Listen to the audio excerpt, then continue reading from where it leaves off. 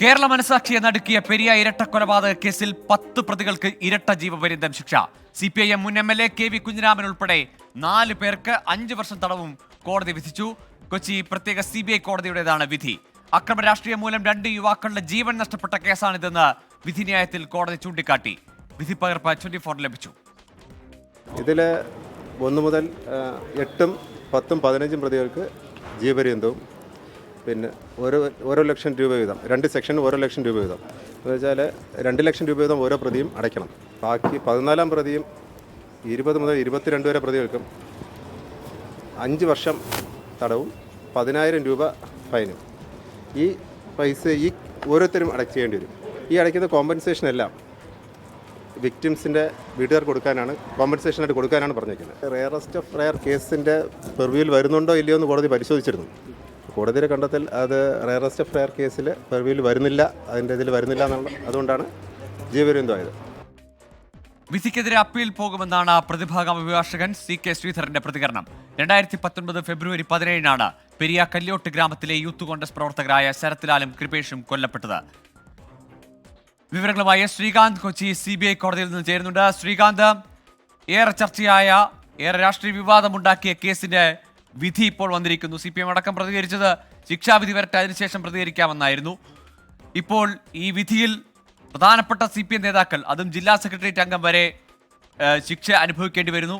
അതും സാധാരണ നിലയിൽ പോലീസിന്റെ കൃത്യനിർവഹണം തടസ്സപ്പെടുത്തിയാൽ ചുമത്തുന്ന അല്ലെങ്കിൽ നൽകുന്ന ശിക്ഷയേക്കാൾ ഉയർന്ന ശിക്ഷ തന്നെ നൽകുന്നു കൊലക്കേസ് പ്രതിയെ മോചിപ്പിച്ചതിന്. ഈ വിധിന്യായത്തിന്റെ വിശദാംശങ്ങൾ.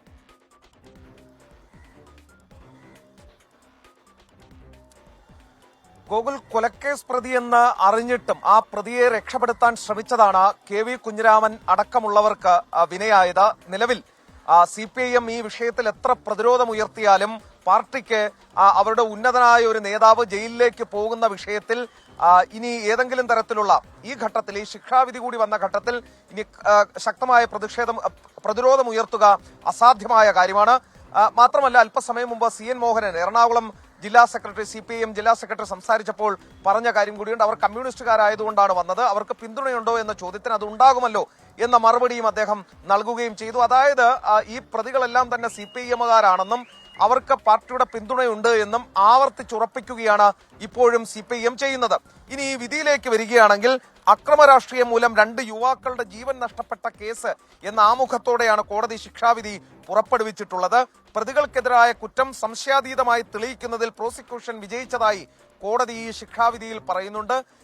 ഇതിൽ 1 മുതൽ 8 വരെയുള്ള പ്രതികൾക്കെതിരെ കൊലക്കുറ്റം, ഗൂഢാലോചന, തെളിവ് നശിപ്പിക്കൽ ഉൾപ്പെടെയുള്ള ഗുരുതരമായ കുറ്റങ്ങൾ തെളിയുകയും അതിന്മേലാണ് അവർക്ക് ഇരട്ട ജീവപര്യന്തം തടവ് ശിക്ഷ കിട്ടിയത്.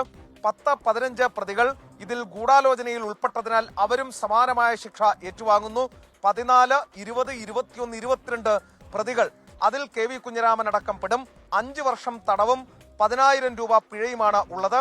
ഇതിൽ ഈ KV കുഞ്ഞിരാമൻ അടക്കമുള്ളവർ ജയിലിലേക്ക് പോകും. അവരുടെ ജാമ്യം റദ്ദാക്കിയിട്ടുണ്ട്.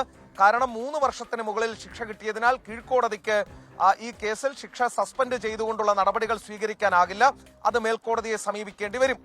ഇതിൽ എടുത്തു പറയേണ്ട ഒരു കാര്യം, നേരത്തെ ഈ കേസ് പരിഗണിച്ച വേളയിൽ CBIയുടെ ഭാഗത്തുനിന്നും കൃത്യമായി ശാസ്ത്രീയ തെളിവുകൾ അടക്കം ഹാജരാക്കാൻ സാധിച്ചു എന്നുള്ളതും നിരീക്ഷിക്കുന്നുണ്ട് കോടതി.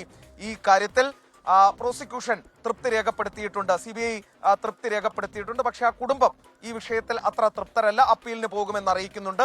പ്രതിഭാഗവും അപ്പീലുമായി പോകും എന്നുള്ളതാണ് വ്യക്തമാക്കുന്നത്.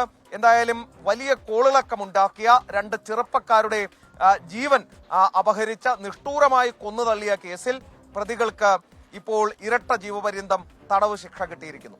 ശ്രീകാന്ത്, ഈ കേസിലെ പ്രതിഭാഗത്തിന്റെ അഭിഭാഷകൻ CK ശ്രീധരൻ, അദ്ദേഹവും വലിയ രാഷ്ട്രീയ ആരോപണങ്ങൾ നേരിടുന്ന സമയമാണ്. ഈ വിധിക്ക് ശേഷം, ശിക്ഷാവിധിക്ക് ശേഷമുള്ള അദ്ദേഹത്തിന്റെ പ്രതികരണം എങ്ങനെയാണ്? പ്രതിഭാഗത്തിന്റെ വിശദമായ പ്രതികരണം എന്തായിരുന്നു?